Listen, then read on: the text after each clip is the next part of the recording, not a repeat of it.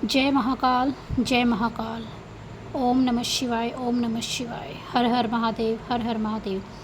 आज हम अगला अध्याय करेंगे महाकाल की महिमा। सूत जी बोले, हे ऋषिगणों, अब आप महाकालेश्वर भगवान शिव की महिमा को सुनिए, जो बहुत ही अद्भुत है। उज्जैन नगरी में चंद्रसेन नाम के एक राजा का राज्य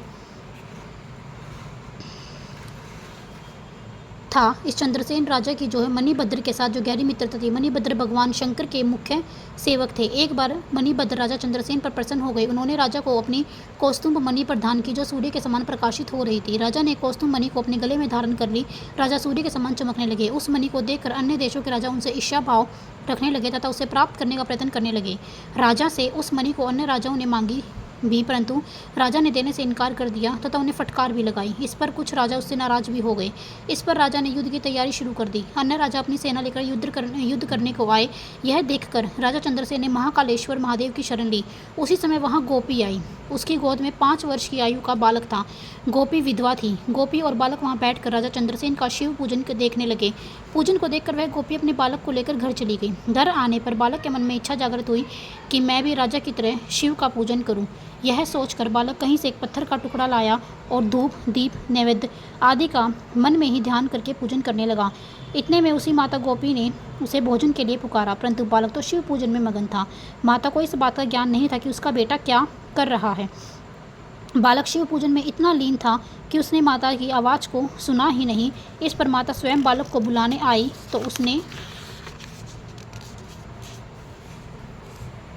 तो उसने देखा कि बालक आंख बंद किए हुए आसन लगाकर बैठा है।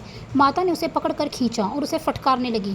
माता ने बालक के सामने पूजा के लिए रखे पत्थर को उठाकर फेंक दिया। वह बालक को घसीटती हुई घर में ले आई। वह बालक शिव शिव कहता हुआ पृथ्वी पर गिर पड़ा और बेहोश हो गया।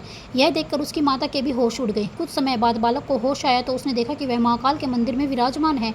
वहाँ पर भगवान शिव जी की रत्नमय ज्योतिर्लिंग स्थित है। यह देखकर बालक बार बार शिव जी को प्रणाम करने लगा। इसके बाद वह भगवान शिव जी का ध्यान करता हुआ अपने घर को चला गया। वह अपने घर की शोभा को देखकर आश्चर्यचकित रह गया। उसने अपनी माता की ओर देखा तो वह विरतन जड़ित एक पलंग पर सो रही थी।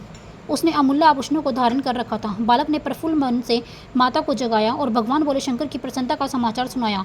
उसकी माता गोपी यह सब देखकर तथा सुनकर बहुत प्रसन्न हुई। इधर राजा चंद्रसेन का शिव पूजन का नियम समाप्त हुआ तो उसने गोपी के बालक पर शिवजी कृपा होने का समाचार सुना। राजा अपने मंत्रियों के साथ गोपी के घर गया। वहाँ पर भगवान भोलेनाथ का प्रभाव देखकर उसके आश्चर्य का ठिकाना न रहा। राजा तथा अन्य लोगों ने मिलकर रात को बड़ा भारी उत्सव मनाया। प्रातःकाल होने पर यह समाचार सारे नगर में फैल गया। गोपी के घर को देखने के लिए नगर के लोगों की भीड़ उमड़ पड़ी। राजा चंद्रसेन पर आक्रमण करने वाले अन्य राजाओं ने भी यह समाचार सुना। उन्होंने मान लिया कि उज्जैन नगरी पर जो भगवान शिवजी की भारी कृपा है, यहाँ का राजा चंद्रसेन शिवजी की जो है परम भक्त है। हम उस पर विजय प्राप्त नहीं कर सकते। उसके साथ तो मित्रता बनाए रखने में ही भलाई है। इस प्रकार सोचकर अन्य राजाओं के साथ गोपी के घर पर भगवान शिवजी के दर्शनों को आने लगे। वहाँ पर बालक की भक्ति और ज्योतिर्लिंग के दर्शन करके आनंद को प्राप्त हुए। राजा के साथ उनकी मित्रता स्थापित हो गई। इसके बाद प्रत्यक्ष रूप से हनुमान जी प्रकट हुए।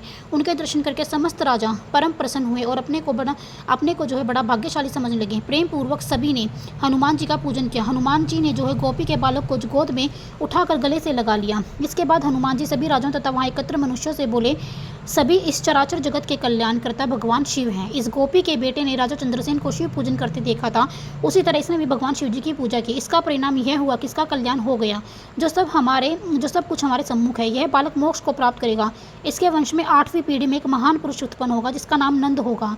उनके घर पर श्री कृष्ण पुत्र रूप में उत्पन्न होंगे। इस समय श्रीकट के नाम से प्रसिद्धि होगी। इतना कहकर हनुमान जी अंतर्ध्यान हो गई। राजा चंद्रसेन ने आगंतुक सभी राजाओं को स्वागत सत्कार किया। इसके बाद सभी राजा अपनी अपनी राजधानी को प्रस्थान कर गए। राजा चंद्रसेन और श्रीकट ने विधि पूर्वक भगवान शंकर की आराधना की। इसके बाद वे दोनों इस लोक में सुख भोग कर